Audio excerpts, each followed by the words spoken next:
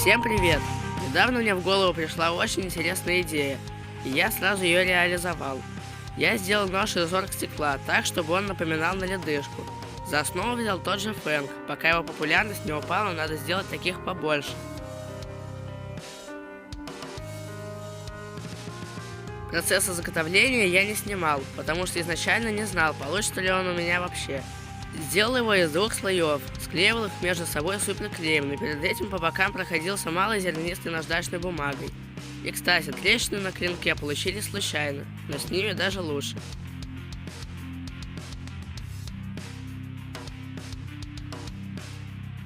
К Новому году я планирую наделать таких целую партию, потому что, во-первых, это в тему, а во-вторых, очень красиво.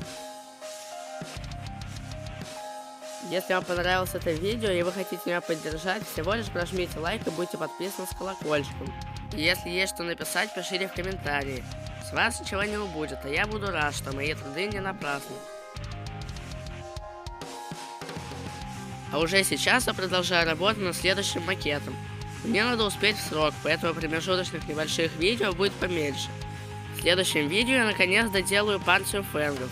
Всего их будет у меня 6.